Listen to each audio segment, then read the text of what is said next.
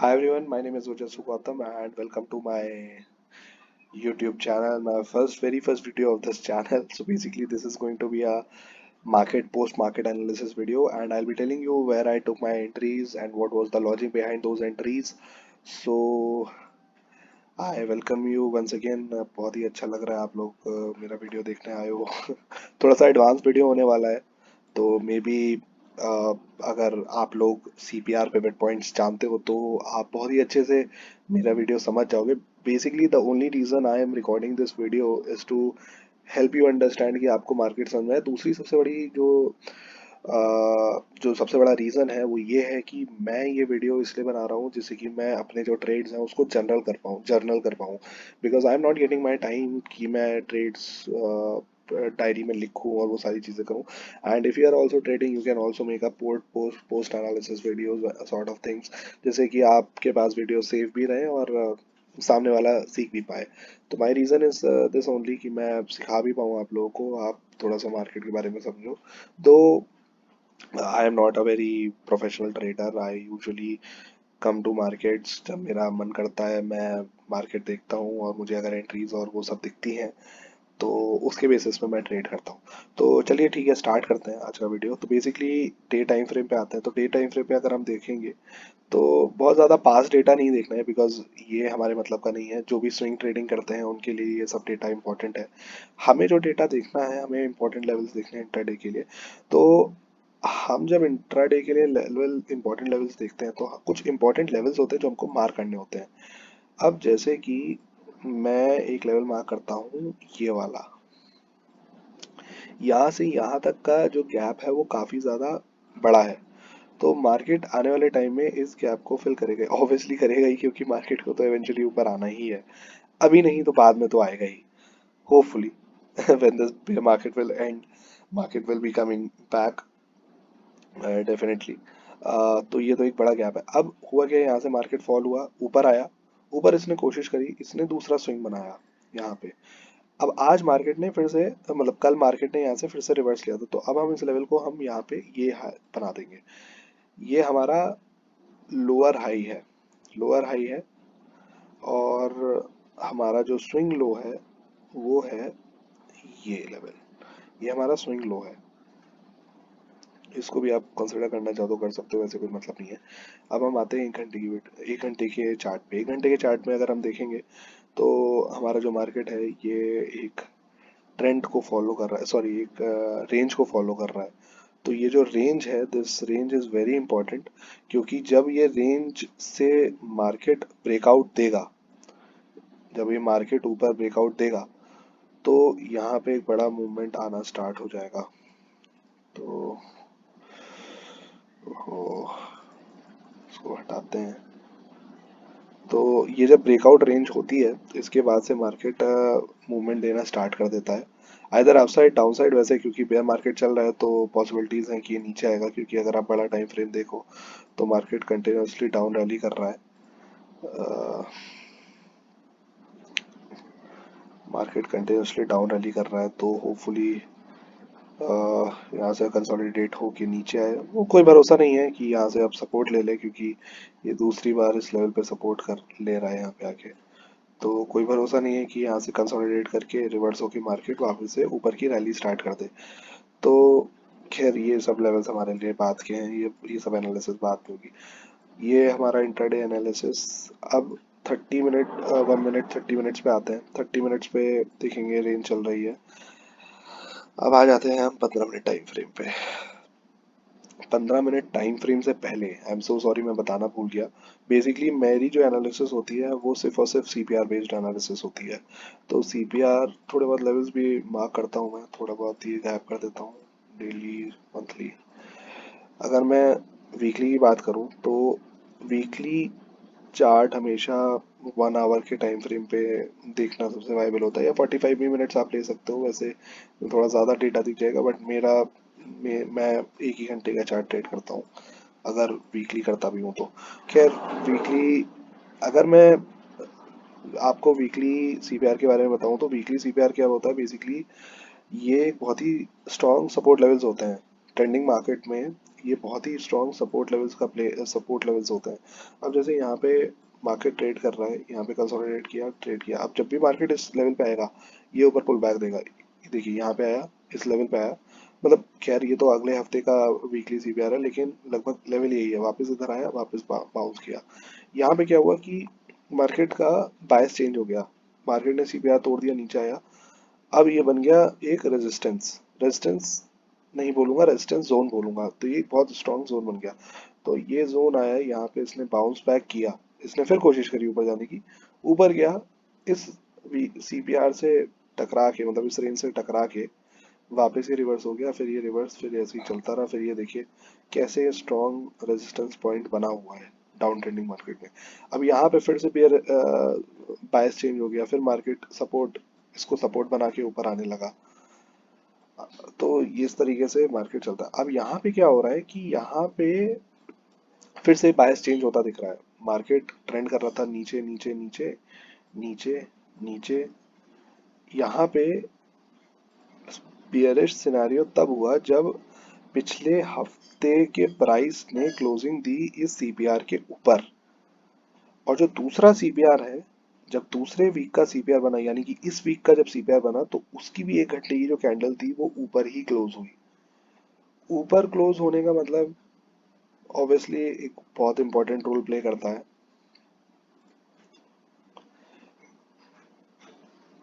ऊपर क्लोज हुई 1 घंटे की कैंडल, तो मार्केट का जो सिनेरियो है या मार्केट के जो सेंटिमेंट्स हैं वो ऑब्वियसली इस लेवल पे बियरिश थे, बहुत ही ज्यादा, सॉरी बहुत ही ज्यादा बुलिश थे।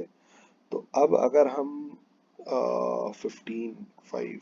5 मिनट्स के टाइम फ्रेम में आएंगे तो देखिए मार्केट ने कैसे बाउंस किया है। मार्केट इस लेवल पे आया, उसने बाउंस किया, रेजिस्टेंस फेस किया, नीचे आया, वापस ने इसने सपोर्ट लेने की कोशिश करी, वापस से नीचे आया, फिर वापस वापस वापस नीचे। तो ये तो पूरे हफ्ते का डेटा है। अब अगर हम उसको डे में कन्वर्ट करते हैं 5 मिनट्स में, और अब उसमें डेली सीपीआर भी लगा लेते हैं, तो डेली सीपीआर भी कुछ लगभग ऐसा ही काम करता है जैसे वीकली सीपीआर करता है। सपोर्ट जोन बनता है ट्रेंडिंग मार्केट में, और अगर हम यहाँ पे देखेंगे तो ये भी सीपीआर एक है। तो ये वीकली सीपीआर था, ये डेली सीपीआर है। यहाँ से प्राइस नीचे आया, इसने यहाँ पे सीपीआर पे सपोर्ट लिया, ऊपर भागा, रेजिस्टेंस फेस किया, जो कि एक बहुत ही इंपॉर्टेंट रेजिस्टेंस था। यहाँ से वापस रिवर्स हुआ। अब आज मार्केट की जो ओपनिंग थी वो थी सीपीआर के ऊपर, वीकली सीपीआर के ऊपर, लेकिन वीकली सीपीआर के ऊपर ही हमारा डेली सीपीआर था, जो कि एक बहुत अच्छा, बहुत ही स्ट्रॉन्ग रेजिस्टेंस लेवल प्ले करता, और उसने प्ले किया। तो ये चीज़ मैंने आज पहले ही प्रेडिक्ट कर ली थी, क्योंकि मार्केट बाइंग लेवल पे आया था, बाइंग जोन पे आया था, लेकिन ऊपर रेजिस्टेंस जोन था। तो टिपिकली इस इन केसेस में मार्केट जो होता है वो साइडवेज ही जनरली रहता है। तो आज भी मार्केट साइडवेज था, बट इसमें इस साइडवेज मार्केट में भी हमने बहुत पैसे बनाए। तो खैर उसकी बात नहीं करूँगा, आप स्ट्रैटेजी समझिए, मेरा वो समझिए क्या प्लान था, कैसे मैंने एग्जीक्यूट किया इसको। ये कुछ मूविंग एवरेजेस हैं, 8, 21, 55 और 233 moving averages. These are all Fibonacci numbers, so मैंने इनको अपने चार्ट में डाल रखा है टू अंडरस्टैंड द ट्रेंड, कि क्या ट्रेंड चल रहा है। तो आज का जो बेसिकली मेरा वीडियो है वो ये है कि अब जब हम लोग इंट्राडे एनालिसिस करते हैं, उसको मैं क्लोज कर देता हूँ, वो हम करते हैं किस बेसिस पे, इस बेसिस पे। ये प्रीवियस डे हाई हो गया, ठीक है, वो प्रीवियस डे हाई है। ये आपका जो इनिशियल बैलेंस है, इनिशियल बैलेंस का मतलब है 1 घंटे का हाई और लो। तो पहले घंटे का हाई जो है वो ये वाला लेवल है, और जो इसका लो है वो है ये नीचे वाला एरिया। तो जनरली जब हमारा वाइट सीपीआर होता है तो प्राइस जो होता है वो इसी रेंज के बीच में मैक्सिमम टाइम्स ट्रैवल करता है। तो जब यहाँ पे क्या सिनेरियो चेंज हुआ कि यहाँ पे इसने अपना आईबी, जो इनिशियल बैलेंस हाई है, उसको ब्रेक किया, और it tried to go above, it faced the resistance over here, and now reversed, और रिवर्स होते होते ये वापस से फॉल हो गया अपने इनिशियल बैलेंस लो पे, इनिशियल बैलेंस लो पे गिरने के बाद में इसने क्लोजिंग भी लगभग यहीं पे ही दे दी। तो जो इम्पोर्टेंट लेवल्स होते हैं वो ये भी हैं कि जो यहाँ का क्लोजिंग प्राइस है इसको भी हम मार्क करेंगे। क्लोजिंग प्राइस के अलावा जो लो प्राइस है, जो लो इसने बनाया है, वो भी एक इम्पॉर्टेंट लेवल है। तो आप देखोगे कि नेक्स्ट सेशन में किस तरीके से प्राइस इन लेवल्स को रिस्पेक्ट करता है। अब ये लेवल्स हो गए, अब यहाँ पे आ जाती है सीपीआर की बारी। तो अब प्राइस ओपन हुआ आपका आज का लगभग इधर, इसको हम मार्क कर लेंगे। हमने ओपन प्राइस मार्क कर लिया, मार्केट ऊपर गया, हम कोई भी लॉन्ग पोजीशन नहीं लेंगे क्योंकि ऊपर एक बहुत बड़ा रेजिस्टेंस है। हाँ, अगर ये रेजिस्टेंस ब्रेक हो जाता तो मैं होपफुली कोशिश करता कि यहाँ तक का टारगेट ले लूँ, लेकिन क्योंकि ये वाइट सीपीआर है, वाइट सीपीआर हमेशा ये हेल्प करता है प्रेडिक्ट करने में कि मार्केट जो होगा वो साइडवेज रहेगा, वो बहुत ज़्यादा ट्रेंड नहीं करेगा, मतलब इन मैक्सिमम केसेस। यहाँ से मार्केट ने एक बड़ी कैंडल स्टिक रिवर्सल बनाया जिसने इस प्रीवियस डे का क्लोज तोड़ दिया। बट मार्केट ने प्रीवियस डे के लो से सपोर्ट लिया, नीचे से पूरी वीक स्टॉप लॉसेस खाए होंगे, ऊपर आया, फिर यहाँ से इसे एक बड़ी सी रिवर्सल कैंडल आई। रिवर्सल कैंडल ने सबको बाय बाय कर दिया कि भैया अब मार्केट जो आ रहा है वो आ रहा है नीचे पिवट पे।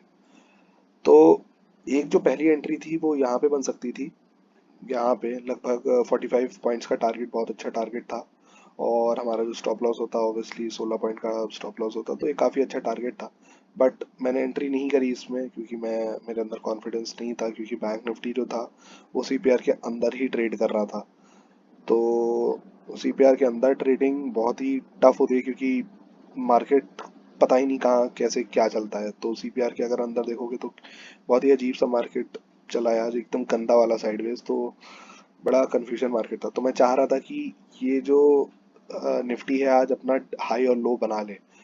तो निफ्टी का जो हाई था वो बेसिकली 1 घंटे का इस लेवल पे था, 16,62262 पे, और जो लो इसने बनाया वो 1 घंटे का बनाया इस लेवल पे।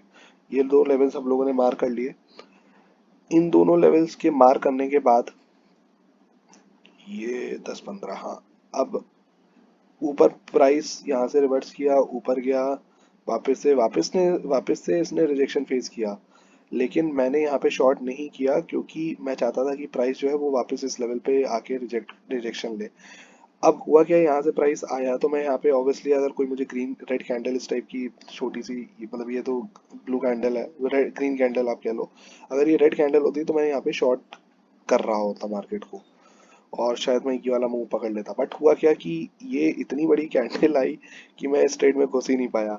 अब यहाँ पे ऑब्वियसली क्या कहते हैं, इतना छोटा टारगेट है, इतना छोटा टारगेट तो लेने का मतलब नहीं है, मुझे स्टॉप लॉस अनरियलिस्टिक रखना पड़ेगा। तो मैंने ये प्लान किया है कि अब जब मार्केट यहाँ पे रिवर्स करेगा और इस लेवल से रिजेक्शन लेगा तब मैं इस जगह पे एंटर करूंगा। तो मैं यहाँ पे 1 2 3 15 20 20 मिनट मैंने वेट किया, 20 25 मिनट मैंने वेट किया प्राइस को यहाँ पे कंफर्मेशन बनाने के लिए, रेड कंफर्मेशन कि भाई यहाँ पे सेलर्स हैं, यहाँ पे करो शॉर्ट। तो हुआ क्या कि यहाँ पे मुझे एक बहुत ही अच्छी पोजीशन मिली शॉर्ट की। यहाँ मैंने मार्केट को शॉर्ट किया, मेरा स्टॉप लॉस था 25 पॉइंट्स का, और मेरा जो टारगेट था वो इनिशियल बैलेंस लो तो नहीं था, लेकिन मेरा टारगेट जो था वो 51 का रहता है हमेशा। मैं 51 से बड़ा टारगेट नहीं लेता, मैं कोशिश करता हूँ मेरा 1:2 का रिस्क रिवॉर्ड रेशियो रहे। तो मेरा 51 का टारगेट था।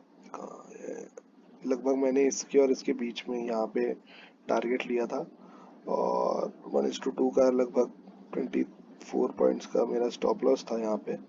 और मैंने यहाँ पे पैसा बनाया, यहाँ पे प्राइस थोड़ा कंसोलिडेट किया, छोटा मोटा रिजेक्शन लिया इधर उधर का, उसके बाद बड़ा रिजेक्शन लेके वापस से नीचे आ गया। साथ ही साथ मैं अपना जो ट्रेलिंग स्टॉप लॉस था वो ट्रेल कर रहा था। सबसे पहले मेरा स्टॉप लॉस जो था इस विक के ऊपर था, फिर मैंने अपना स्टॉप लॉस जो चेंज किया वो इस वाले पे लिया, क्योंकि यहाँ से एक बड़ा रिजेक्शन इसने मार्केट ने लिया था, काफ़ी ऊपर तक गया, फिर वापस रिवर्स किया। तो पहले तो हालत ख़राब हो गई थी इस कैंडल को देखने में कि भाई ये क्या हो रहा है। उसके बाद फिर इसने रिजेक्शन लिया। अच्छा, एक और बहुत इंपॉर्टेंट लेवल जो यहाँ पे था वो ये था कि इस रेंज का जो यहाँ इतने बजे तक का जो सेंटर मिड पॉइंट था वो ये यही जोन था। तो मार्केट को यहाँ से रिवर्स होना ही था। मतलब ये डिसाइडेड था कि भाई मार्केट यहाँ से रिवर्स करेगा ही करेगा। मतलब एवेंचुअली ऊपर भी जा सकता है, लेकिन हमारा जो व्यू था वो बेरिश ही था। तो यहाँ से हमने मार्केट को एम्बुश एंट्री लेके शॉर्ट कर दिया। अब शॉर्ट किया, मार्केट वापस आया, यहाँ पे मैंने कुछ अपनी एग्जिट करी क्योंकि मतलब मेरा टारगेट जो था वो ओवर अचीव हो गया, तो मैंने यहाँ पे अपना एग्जिट कर दिया। बाकी फिर मार्केट तो ऊपर आ ही गया। इसी के साथ साथ मेरी जो एनालिसिस होती है उसमें मैं अपने मूविंग एवरेजेस का भी साथ लेता हूँ। तो moving averages obviously they are derived by the price. तो मेरा जो टारगेट था, जो स्टॉप लॉसेस थे मेरे, वो मैं ट्रेल करता हुआ आ रहा था मूविंग एवरेजेस के ऊपर। मेरा ये पहला एक ऐसे मैंने ट्रेल किया यहाँ पे, यहाँ से लेके यहाँ पे मैंने ट्रेल किया सबसे पहले इधर। फिर मैंने यहाँ पे ट्रेल किया। फिर मैंने यहाँ पे ट्रेल किया। और फिर तो एक बड़ा मूवमेंट आया, तो उसके बाद अब क्योंकि मैंने ऑप्शन बाइंग की हुई थी तो मुझे ट्रेल करना बहुत ज़रूरी था, क्योंकि एक भी रिवर्स कैंडल जो आती थी वो मेरा प्रीमियम खा जाती है। तो ऑप्शन बाइंग में ये चीज़ बहुत ही इंपॉर्टेंट होती है कि हमें अपना रिस्क मैनेज करना ही करना है। कोशिश करना है कि हमें फास्ट मूविंग ट्रेड्स मिले इस तरीके से। मतलब जैसे ये बड़ी कैंडल आ गई, ये बड़ी कैंडल आ गई, इसमें प्रीमियम बहुत अच्छा मूव करता है, और एक रेड कैंडल ग्रीन कैंडल खेल खराब कर देती है। तो बेसिकली ये आज का एनालिसिस था। यहाँ पे मैंने पुल बैक पे एंट्री ली थी। पुल बैक, यहाँ पे मार्केट ने अपना प्रीवियस डे का लो तोड़ा, क्लोज तोड़ा, और ऑब्वियसली ओपन तोड़ा। और ऑब्वियसली ये कौन सा लेवल था, ये इनका, हाँ ये कल का वो था टर्निंग पॉइंट। मार्केट ने इसको भी तोड़ा, वो भी एक सिंगल कैंडल में। तो pull back entry, obviously moving averages भी डाउन स्लोपिंग हो गए थे, तो पुल बैक एंट्री ही यहाँ पे सिनेरियो था। अगर बैंक निफ्टी से कंपेयर करें तो बैंक निफ्टी भी यहाँ पे कुछ इसी समय पे आसपास एक बड़ी कैंडल बनाई थी, रिजेक्शन लिया। तो यहाँ पे ऑब्वियसली क्या हो सकता था कि ये शायद यहाँ से टकरा के, क्योंकि इसी रेंज को फॉलो कर रहा है, यहाँ से टकरा के ऊपर चला जाता वापस यहाँ पे। तो ऑब्वियसली हम लोग यहाँ पे फंस जाते। But thank we are grateful, we are thankful to god कि भाई हाँ ठीक है, प्राइस यहाँ से इस प्राइस लेवल को रिस्पेक्ट किया।